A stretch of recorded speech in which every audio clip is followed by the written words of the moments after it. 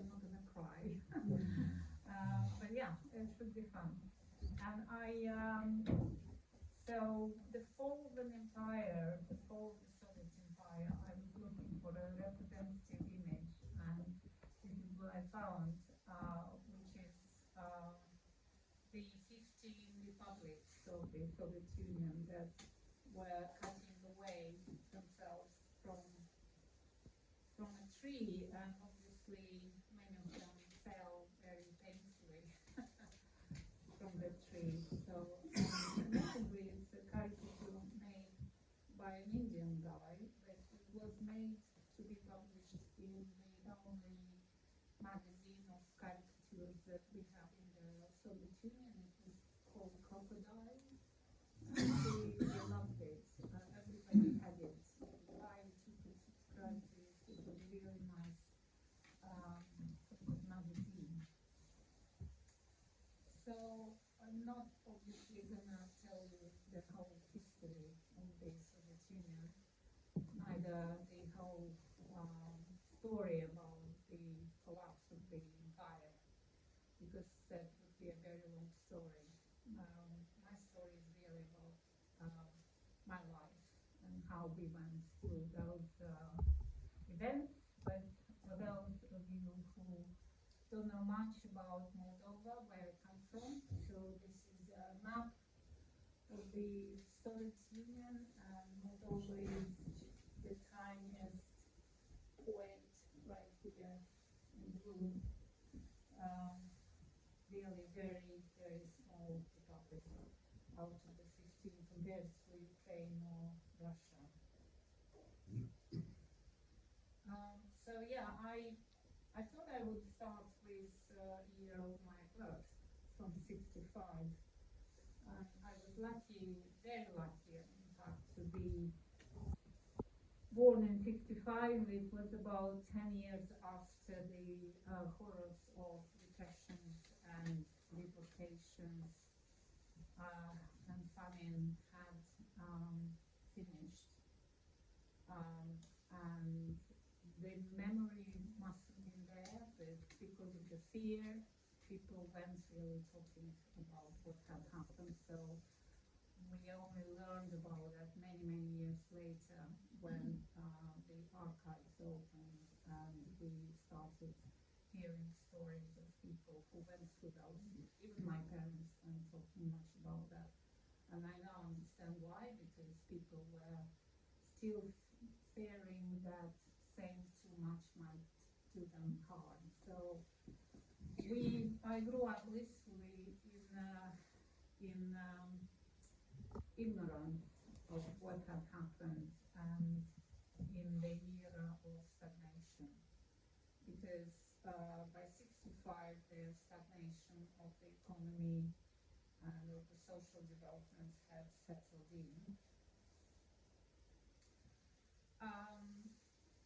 I like to think that I had a normal childhood, relatively happy, like any child. Of course, we had traumas like any child might have any time. My father died when I was 10. He was 35, so but I wasn't really that bothered. I didn't really see much of him. They were both teachers, and so basically when you graduated university, you were given a place of work. You didn't have any choice. So my parents, after graduation, they both met in a village as young teachers, and they fell in love. They got married, and they had 2 children, myself and my brother. Yeah, we had a normal childhood with holidays, trips, photographs, nice dresses, events. Really, was like any childhood someone can imagine. We lived in a house. It didn't look that dilapidated. Again, as young teachers, they were given a house because they were living in a village where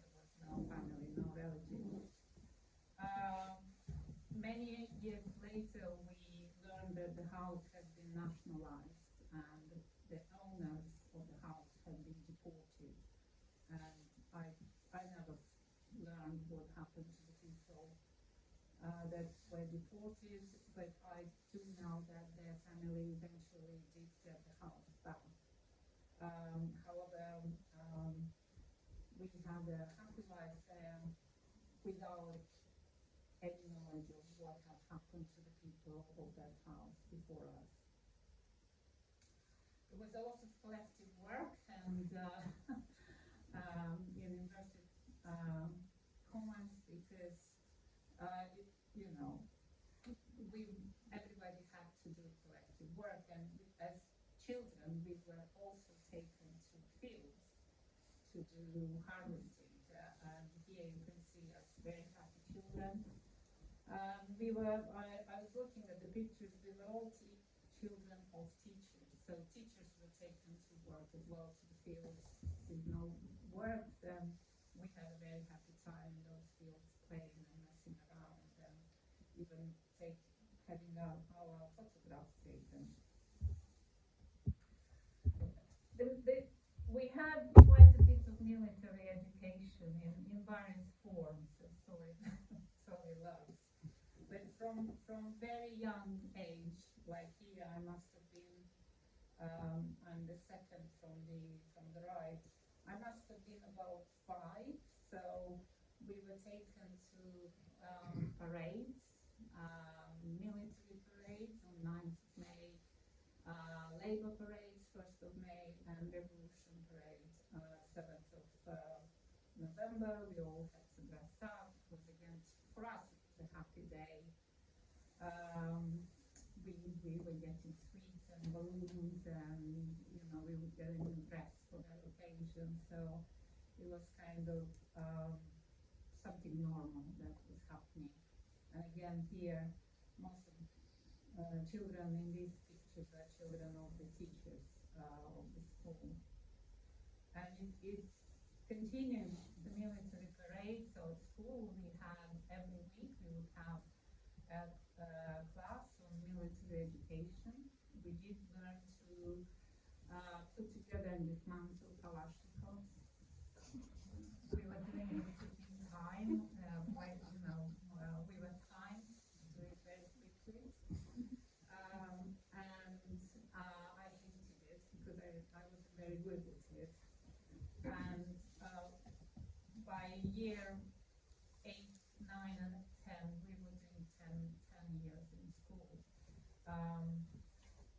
Every year for 1 week, we would be out of school into the memorial center. This was in the city, where we were parading with decommissioned Kalashnikovs, of course. And we were just guarding the memorial site, which is still there, the memorial site.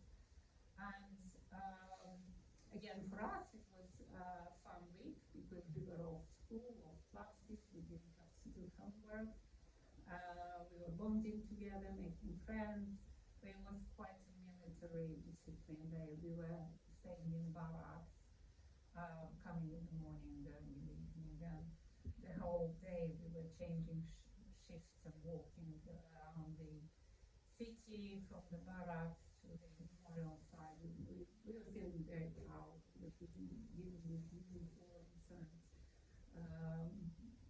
arms and belts, and we had to be very serious, as you can see in this picture. And we also had teams of girls, teams of boys. So I think the military education was part of the policy to never forget about the war, never be relaxed about the war, because the war was always not too far in time. We were told constantly how the West was going to attack, especially the Americans. Some still say that nowadays. And therefore the military education was probably a way of bringing people up with the thought of the war. And of course we weren't ready to fight, but it was just to develop this mentality of them and us, and war and peace and protecting the peace that we were in, but in a sort of an aggressive way. Language. We spoke Moldovan. We used the Russian alphabet. We actually spoke Romanian, but we were told that we were speaking Moldovan because we lived in Moldova. So this is how we would write something very simple, which in the right letters is like that. Now, can you try and read it and tell me what it might mean?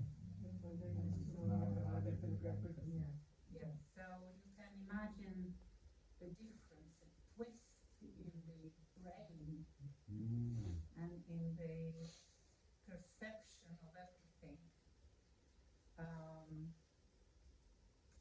by writing and developing all the textbooks and all the works in an alphabet that was completely twisted for us. Other republics did very similar things, and they still do. So, yes, we didn't know what language to call. We thought it was Moldovan. We were okay with that. And just to show you how crazy that was, because this is a contour of Moldova, and then the rest of it is Romania. And we spoke the same language. It's like English, British English, and American English. It's the same language. You understand each other. You don't need a translator. However, we were brought up to know that we had a different language and we were a different country. Now, very amazingly, we never questioned that. We never questioned why we were talking the same. We didn't need a translator with people from another country. We never questioned why the same writers and poets were in both countries, in Moldova, the same classics were in Moldova and in Romania. My grandfather had three brothers who emigrated or escaped to Romania in one day when the Soviet army came, and they were visiting every year, one by one. So once every year, one of the brothers would visit, and to visit they would need visas that would take about 6 months to get from Moscow. And that was fun for us, but again, we didn't really question why that was happening and why they couldn't come whenever they wanted. They were sending us spring cards, beautiful cards, and they were writing in Romanian, and we could read it because we were studying French. But it was so deeply ingrained that there was a different language that I love geography, so I was looking on the atlas and reading a lot of works, trying to find other two countries that would speak such similar languages. And so I said, well, there must be other countries, that speak the same language. Didn't quite find any, but again, didn't really question that. So this is not about tonight. Questions. But the big thing about, the house with, people have been deported, with the language, with the military education, with collective work that wasn't actually much work, not any output. there were no questions asked. And if some people may have been asking themselves or very quietly asking questions among themselves, my generation, as we were brought up, we did not learn any critical thinking at all in school. We were brought in a way that we would not question things which were kind of obvious, but they were status quo, and this was the situation. Do not ask questions. So, the first sign when questions started was actually on 10th of November 82, when the party leader Brezhnev died. We were born with this guy. We were brought up, we grew up with Brezhnev being the leader. It was such a status quo that we did not imagine how, anything else. So when he died, I remember very well that evening. So my story is about moments that I remember. So I remember I was 17, I was in year 1 at uni. It was the second day after my birthday. We were walking in the city with my then boyfriend, and we read like a running line that, Leonid Ilyich Brezhnev died, and we were looking like at an empty box, like at a dark box, like we had no idea how it's going to be. How is it going to be from now on? We were in awe, like it can't be without him. It was a complete, it's like looking into a abyss where you don't know what it is, and that's what it felt for us. That was the first time when we felt that something will change. We didn't know what will change and how it will change, but I'll never forget that day, because it was a bit of a wow, it's not going to be the way it has been. So after Brezhnev died, there was a series of moribund leaders,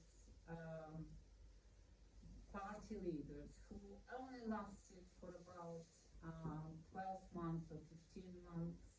They were quite old and ill. Well, maybe not that old, but they must have been ill, because they died one after another. So every leader's death meant three days of national mourning, which was fun for us. We started to kind of like it. Oh, it's another national mourning, nothing will happen anyway. The stagnation continued. There were attempts, very modest attempts, to move a bit the economy or even to make it tougher. But nothing really happened. So when Gorbachev came on in 85, the only change for us was that he was younger. Not a soul, so maybe he won't die, maybe we won't have another national mourning so soon. But apart from that, our lives continued. We were students, and being a student meant we had parties, we had weddings, we had work in kolkhoz. In fact, I have quite a few pictures of weddings in this presentation, because there was a year when at my age a lot of friends were getting married, so a lot of memories are linked to weddings. So as students, we would also be sent to work in the field every autumn for 5 to 6 weeks. That was our year 1. We were collecting potatoes, supposed to pick potatoes. You can see nobody was really working very hard. But yeah, again, and then that was the way they were trying to harvest, I guess. There were weddings, as I say, which, like in any country, you know, you look forward to a wedding, you go, you have a party, nice food, and you carry on. There were parties, we were very young and beautiful, and we were playing, I'm playing the guitar there, if I remember, and that was our summer internship. We were studying biology and botany, so we were traveling quite a bit around the country all summer and beyond Moldova, into Carpathian, Ukrainian, and so on. So that was fun. Yeah, we were collecting insects and identifying them and falling in love with each other and yeah, getting married. So it was still, you know, that happy, I don't know, time of stagnation, I suppose. And life was just carrying on, from my point of view. Of course, there must have been much more happening deeper and broader, which we weren't aware of. This is my brother, by the way. He was a student, so again, talking about military education. So if you were a student, you wouldn't be drafted for 2 years as non-students were, but you would do 3 months of military service in a military union, and yeah, we kind of we were losing our boyfriends because they were taken, like they would disappear for 3 or 4 months, doing a bit of service and then coming back to uni. So that was also part of our life. And then in '85, Gorbachev started the glasnost and perestroika, which I guess a lot of you heard these words. Do you know what glasnost means? Freedom? No. Transparency? Openness? Almost. It means publicity or freedom of speech, if you like. So that's glasnost. And do you know what perestroika means? It means rebuilding, reconstruction. Not sure what they were trying to reconstruct, but the policies, there were sets of policies that were aimed at making the economy a bit more efficient, reducing the bureaucracy, putting the economy a bit on a market kind of footage, if you like. So they allowed people to create cooperatives, which would trade privately, or even individual private trade. They allowed wage increases in different organizations or countries, and there was more money, but the production didn't really increase, and that created a lot of unsettlement because there was monetary imbalances and people were getting happy with the openness and the reconstruction, but quite unsettled with how the money was circulating. And you know, it was still a planned economy. The economy was still planned, which meant factories were producing to a plan, not to demand, and that created shortages of goods, and goods were subsidized or underpriced, and that created also hidden inflation. So people started feeling more unsettled, although the idea of perestroika was to actually reconstruct the economy and make life better and improve public health and democratize a bit the society, it had backfired on a lot of layers of the society, not necessarily on us. I was still very young and we were just going with the flow. One policy of Gorbachev, which you may have heard, was the prohibition policy. It wasn't really a complete prohibition like it was in America in the 30s. It was a set of policies trying to reduce the consumption of alcohol and to increase the economic output by people working more by drinking less. And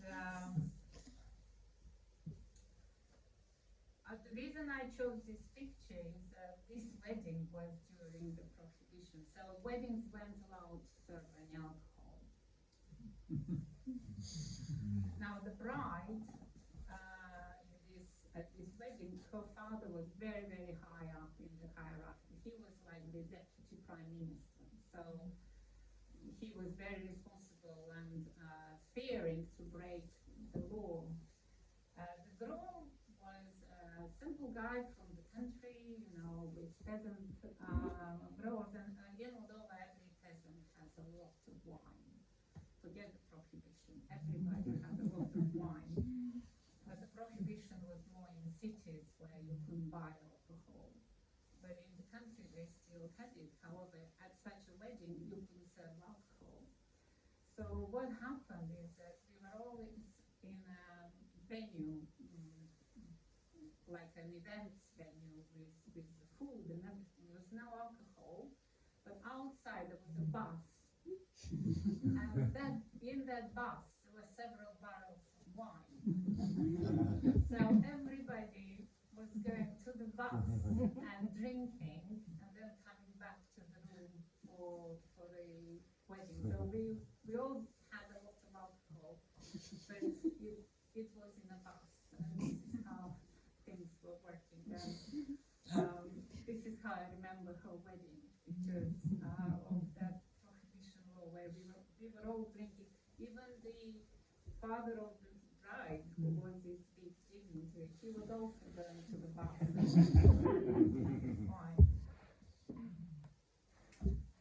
So yeah, the prohibition backfired. By the way, I tried to find it on Netflix, don't know why I didn't, but do look out for Flavors of Romania season 3. And the last 3 episodes are about Moldova. It's called, I'll run you a tiny intro at the end. And in the 10th episode, Charlotte has a sequence about the effect of the prohibition. We have the biggest winery in the world in Moldova. It's in the Guinness Book of Records for the number of wine bottles, and it runs 200 kilometers. So when the prohibition launched, the managers, risking their lives, I guess, they walled out a whole section. They built a wall and sectioned away a part of their collection so that it wouldn't be destroyed, because everything else was destroyed. Hundreds of thousands of bottles of vintage wines were just destroyed. So they actually built this mortar wall to hide them so that nobody could realize that there was a whole section. And that section was open in 91. So the Netflix series is filming inside that section. All these wines that aren't drinkable, but they are the national heritage. So it was a very, although statistics show that the public health did increase, the men's health increased statistically, and the child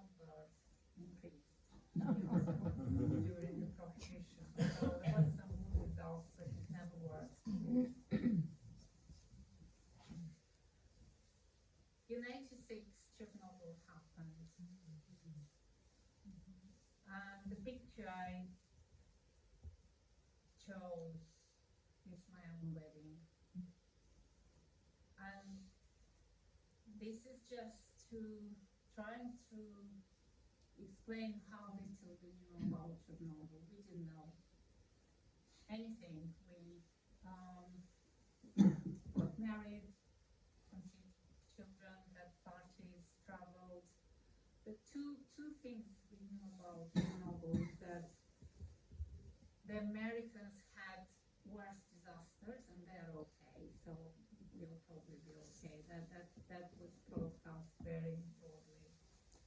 And the other thing that we knew about Chernobyl, in fact, if I may, I'm gonna read you my story in a beautiful book that Nick Brazil wrote. It's called Before Chernobyl, Nuclear Accidents the World Has Forgotten. And he kindly invited me to write my story, so I'm just gonna read it to you. It's very short. In April '86, I was 21, just about to graduate from university and madly in love with my future now ex-husband. I was as carefree as any young girl can be in spring, and the scarce news about Chernobyl that was coming through was seething through my brain like water. I remember hearing someone saying on TV or radio that the world should not get so wired up about Chernobyl because the Americans had much worse atomic accidents and nobody had judged them. So that was all right then. The piece of information about those Americans put my mind completely at rest, as I did not need to know anything else. I was as brainwashed as any normal person of my generation. Occasionally, we would hear from friends and neighbors that person was recruited to work at Chernobyl, and that the money they earned there was fantastic. I remember the sum mentioned, 3,000 rubles per month. To give you a comparison, my salary as a new teacher after university was going to be 106 rubles a month for 36 hours per week work. So the 3,000 ruble salary was something to dream about. In fact, we got married in August. Everything was normal, and to make matters worse, I was really keen and got pregnant in November with my first baby. Nobody ever mentioned to me about the risks of having children under radiation, and of course I had no idea of how high the radiation levels were in Moldova at that time. There was a crime against future mothers and children, not warning them of the risks associated with radiation poisoning. And I continuously think how lucky I am and my son is to be normal and healthy. However, I know that the cancer cells are deep down there, and any day they might be triggered by something. Of course, we will never know whether this would be directly linked to Chernobyl. The truth and fact is, though, I was there, showered with high radiation, as was my baby, and what's to come we are yet to see. Many years later, while living in England, I met a young lady from my city, Chisinau, who told me the story of her own family. She was a small child when the disaster happened, and her father got called in the middle of the night to work. He disappeared for 3 months. Whenever her mother tried to find out about his whereabouts at his workplace, she was told, he's on a business trip, he's fine, and will be back soon. He returned after 3 months, told the family where he had been, but because of the lack of information, the family did not feel worried, at least the children did not learn the truth. So that was how Chernobyl passed to us, again with very little information and with blissful ignorance on me and on all my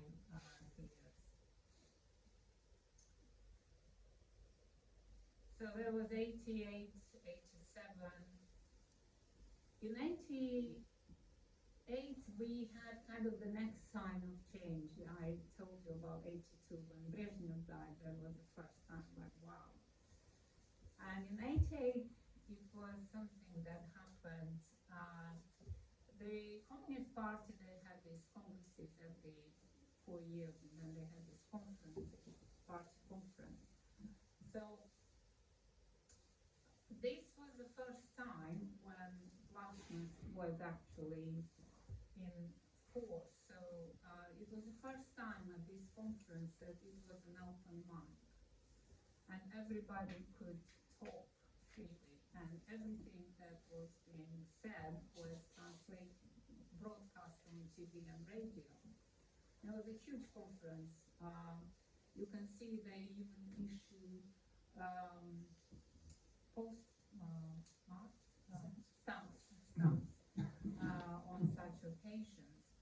And this was an event where people from all over the Soviet Union were taking the mic, and then they were saying the reality about bureaucracy, about falsities, about how the plans, the economic plans were never fulfilled. They were only reported on paper.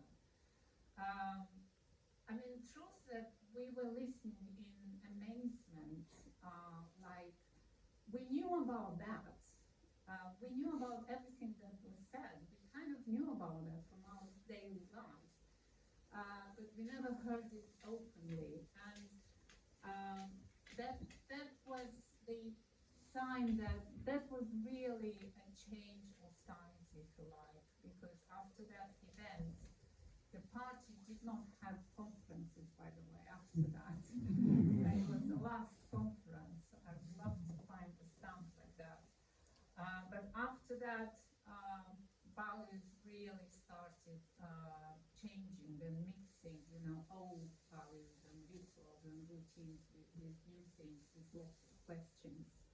And that was 88 was a year that we remember I remember it by hearing all these speeches, and like every republic had a representative, and we were waiting for someone to speak on behalf of Moldova and what they would say, and we were laughing at their stories, and it was amazing. I might even look out for the speeches somewhere in archives. So it's about mixed values when there were old life, old values and rituals and new ones. Religion. You would never go to church for a wedding, officially. So my parents didn't have a wedding in church. I didn't have a wedding in church. Nobody kind of openly had a wedding in church, but a lot of people did. And they had the icons and the priests, and it was something that was kind of known and done, but never talked about and never officially praised, because a wedding in church means something. More mixed values, a May Day, and that is my mother with her then husband. And in the back you can see flags. So although it was already a time when the national identities were waking up, and in Moldova that started in '89 when people started talking about the true identity of us as Romanians, of our language, of our alphabet, of our history. We were still doing the parades and enjoying them, and it was a must. You had to do it as a teacher. So in your brain, you kind of had to sort this out, like, this is not right, but it's right, because we still do it, and we enjoy even doing it. So there was a period when, yes, the understanding of what was going on was rather mixed, at least in my head. And that was 89, January. we were having pictures, and the reason I chose this picture is that in the background it's still written in the Cyrillic alphabet, Happy New Year. And the same year, in the summer, we had the National Assembly, which was a completely spontaneous event. You can see the people on the central square, and that's when they changed the alphabet. They declared that our language is not Moldovan, it's Romanian, and our alphabet is not Cyrillic, it's Latin. And that happened on the 31st of August.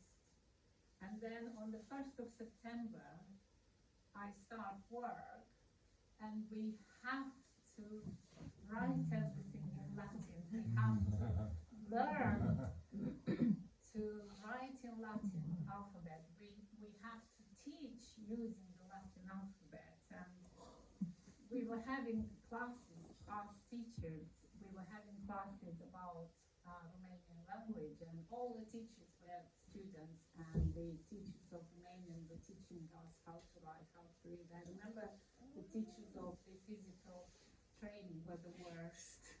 They just could not get their head around. But yes, we were learning to write, we were learning to read, and we were teaching children different subjects. I was teaching chemistry, also all other subjects. So there was a big shift in our, psychology and social life. In 1990, a war broke in Moldova, on the border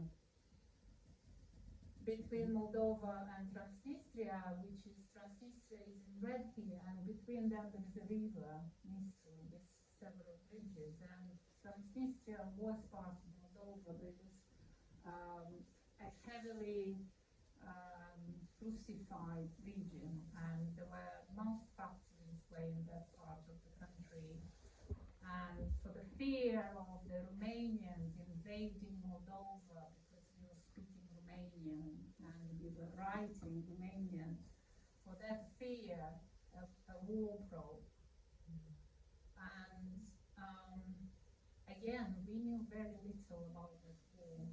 We were about 30 miles away from the war, and sometimes we could hear. I read that people at the eastern side of the city could hear the explosions, yet that's about all we knew. This wedding I chose because the groom in this wedding is my cousin, Alex. She was a peasant.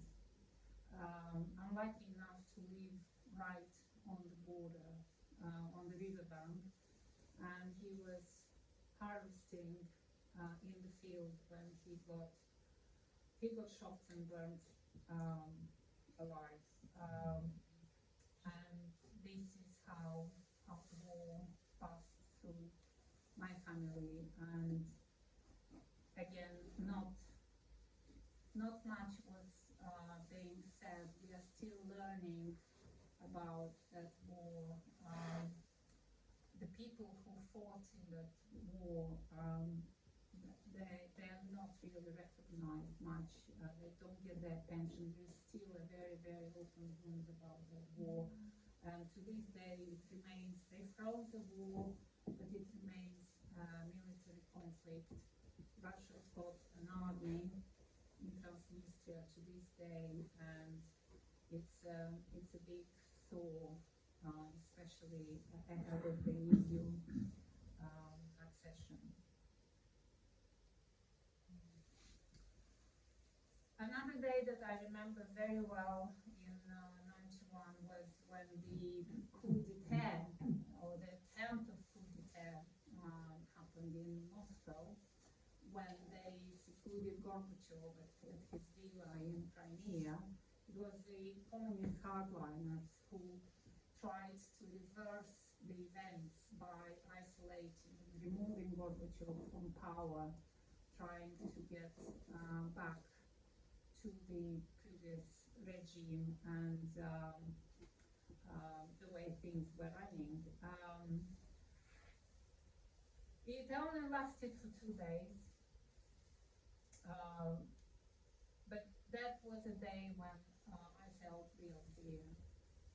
I was stuck in Transnistria, where my mother comes from, Transnistria, and I was with my son, who was 4. We were just spending some summertime there, and floods. The river was flooded, so we couldn't get back home. Because obviously I wanted to be home when this all happened. I felt very unsafe.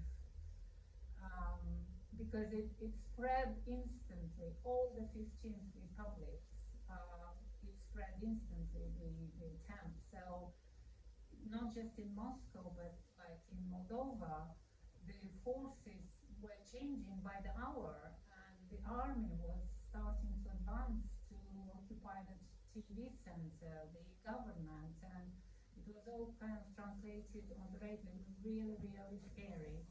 And I remember that feeling of fear for my life, actually. And I remember the sense of relief when it was announced that the TV center got protected and the army kind of retracted itself, and that's when Yeltsin in Moscow managed to turn back the army, and the coup kind of dissolved. I don't even know how to say, but and Gorbachev got back. Of course, he wasn't here, let's say, half an hour. He was gone. So the same day, obviously after that coup, nothing was the same anymore. There was no pretend that things could go peacefully and slowly and trying to reconstruct something that had never been constructed. So in December, they actually met all the leaders of all the republics, and they signed an act of dissolution of the Soviet Union. The reason I chose this picture is that we were having a Christmas party. We weren't celebrating the dissolution of the USSR.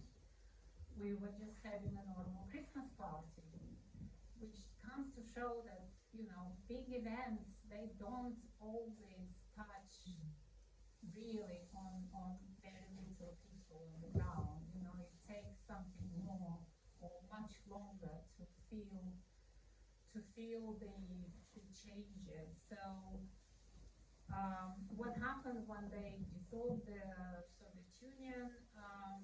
Of course, all the 15 countries still shared the same money, the same currency, which was Soviet ruble.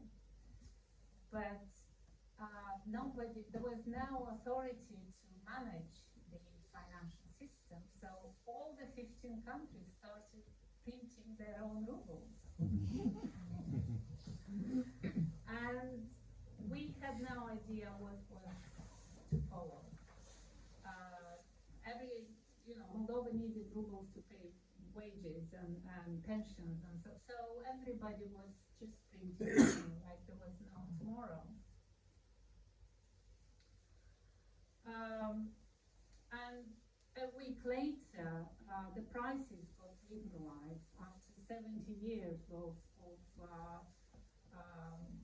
planned and restricted prices. Suddenly, overnight, the prices just exploded. They just went like whoever was putting the prices up, they were thinking.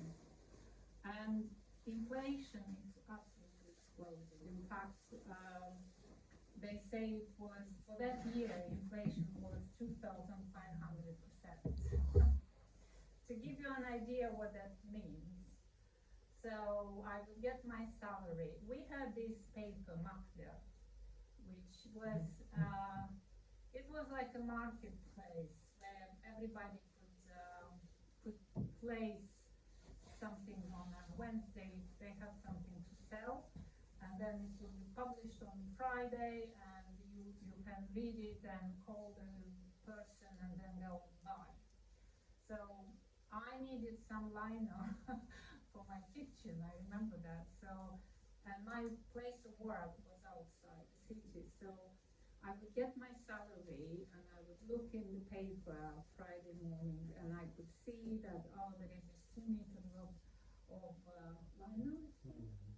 I can go and buy. By the time I would get to the city, it was like 10 times more in price. I mean, inflation and prices were just changing by the hour. They were just going cosmic. So it was anybody who saved all their lives to buy a car. In fact, the story I read recently, someone who had enough savings to buy a car, they were able to buy a kilo of fish, frozen fish, from the money that was enough for a car. So the economy dollarized, which meant you only wanted dollars. Anything, you could do anything to get some dollars. So you would sell your money, or if you had something to sell, you would only accept dollars, or if you go abroad, you would try and exchange that currency for dollars because nothing else had any value. And the chaos broke loose exactly when the money system evaporated. Although we were independent as a country, we had no financial institutions. We didn't even have a national bank. There were no international institutions present, like the World Bank or Financial Monetary Fund, or anybody who would. In fact, we only became members of the United Nations in spring. So there were no wages. Nobody was getting paid. So there were no imports. Nothing was getting into the country because of no money. Nothing was being produced, of course, for the same reason. And there was no limits to what you can steal and what you could get your hands at. So the higher people were in hierarchy, the more they could get their hands on huge buildings or whole factories or entire systems. You know, we down there, we were just like waiting from one day to another what would happen. There wasn't a sense of fear or anything. It was more like curiosity, like what's going to be tomorrow? You know, like this is so crazy. What's going to be like? The state-owned buildings went for peanuts, really. Those who had access to such information, they became super rich people. They're still super rich nowadays because they had access to huge assets that were owned by the state. There was illegal immigration. People were illegally going anywhere they could. Nobody knows how many people immigrated.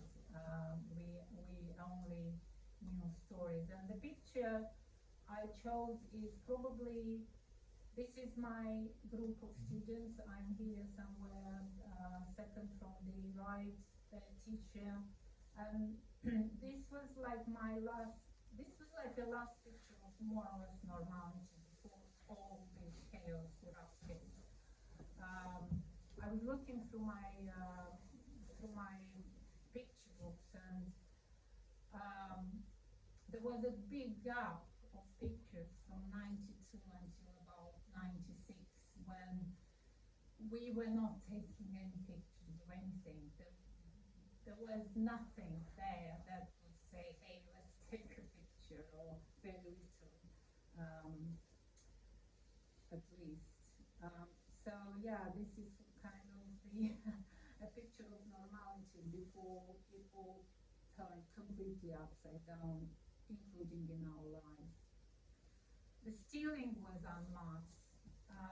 Any factory, any dairy farm, any, I don't know, kindergarten or school that was closed, they were abandoned by the state. There were no institutions to look after them. So people grabbed whatever they could: glass, bricks, roofing sheets, from inside, anything.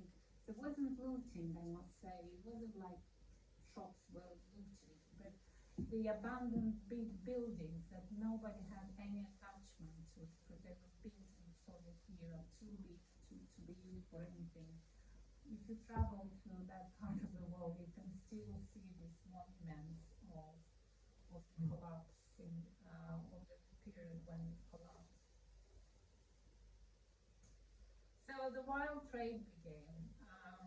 There was no point in working.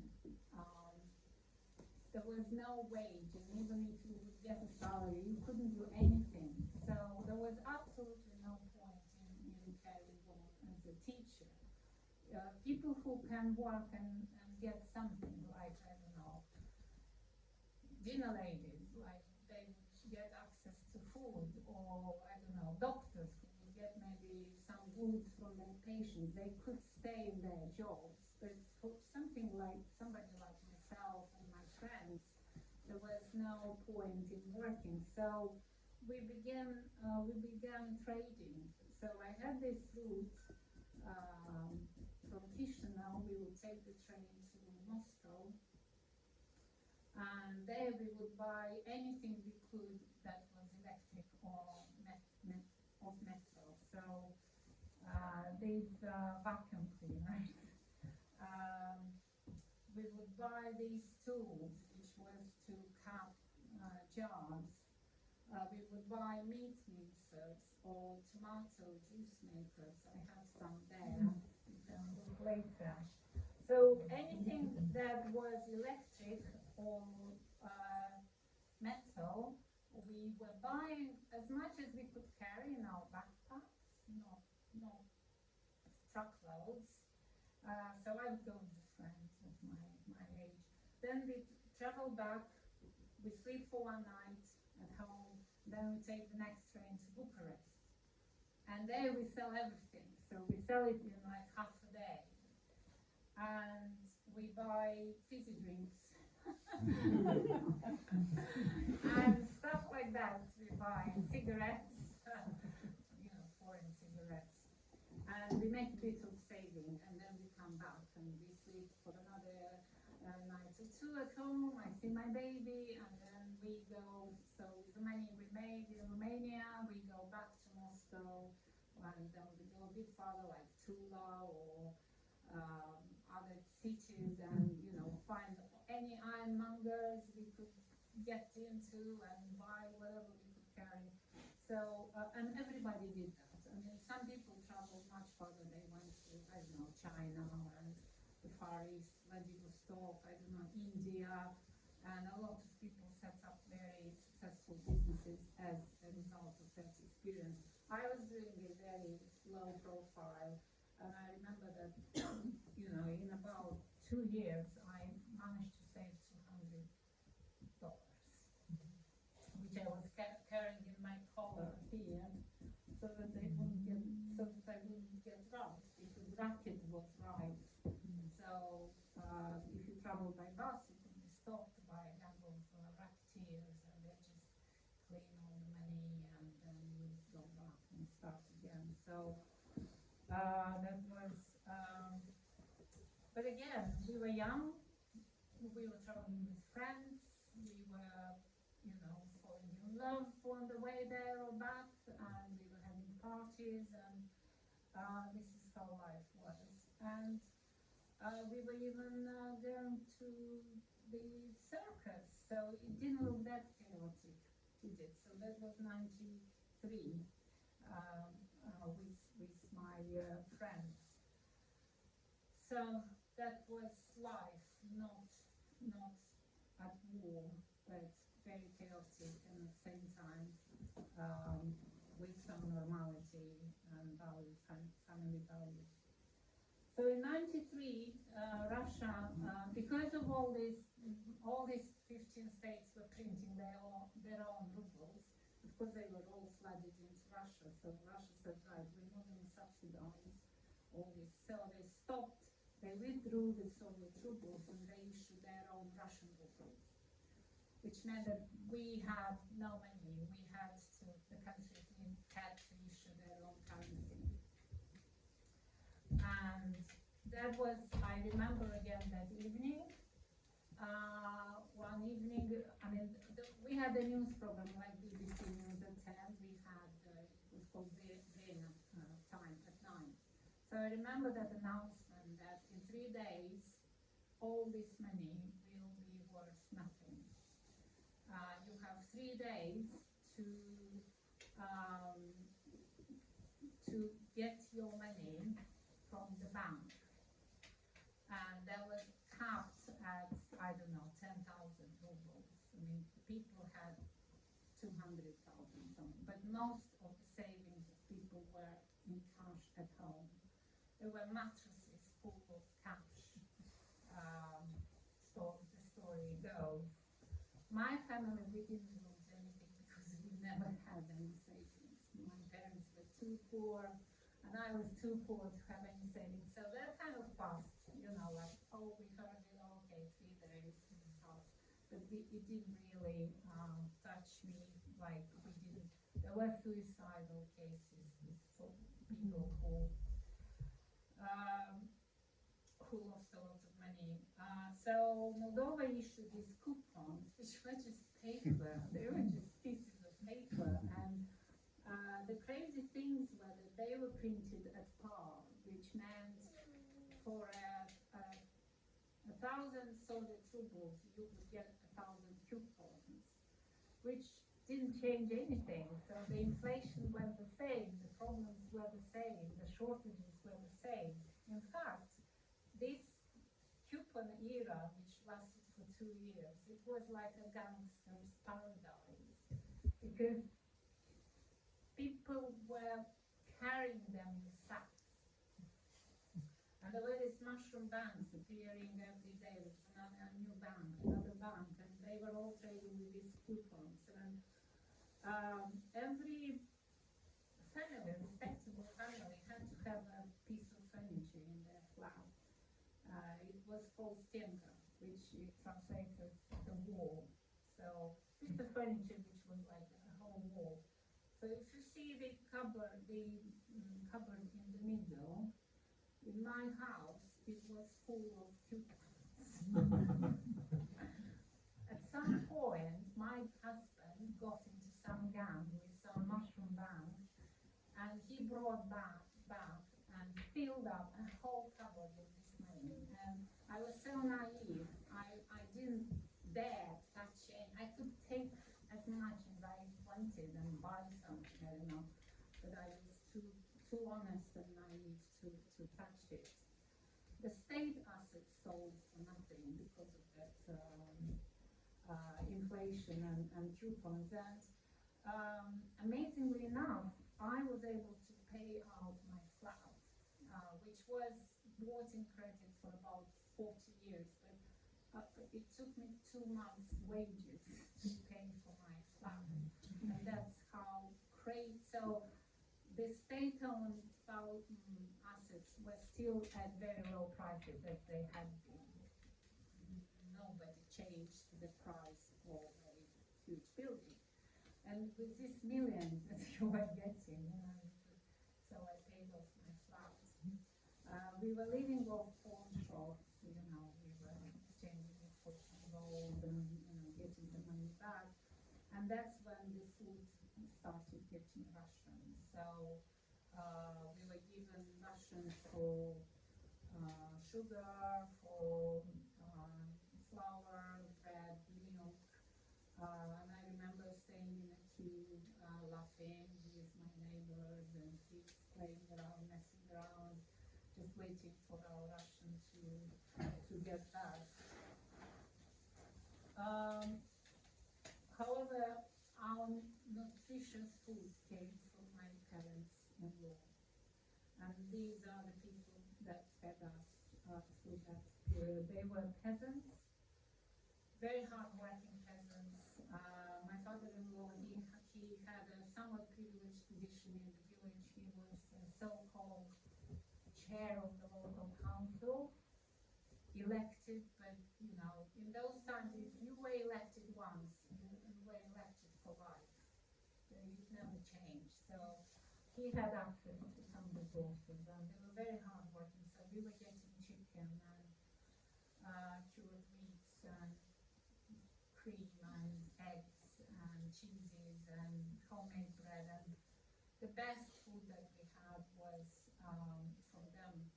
So they were bringing it because we were living in the city, and all we could get hold of was these Russian packages, some tin food. So I'm forever grateful to them. As I said, it was a period of no pictures. It was like a blur. So I emerged in '97 when I call it the end of poverty, at least for myself and for my family.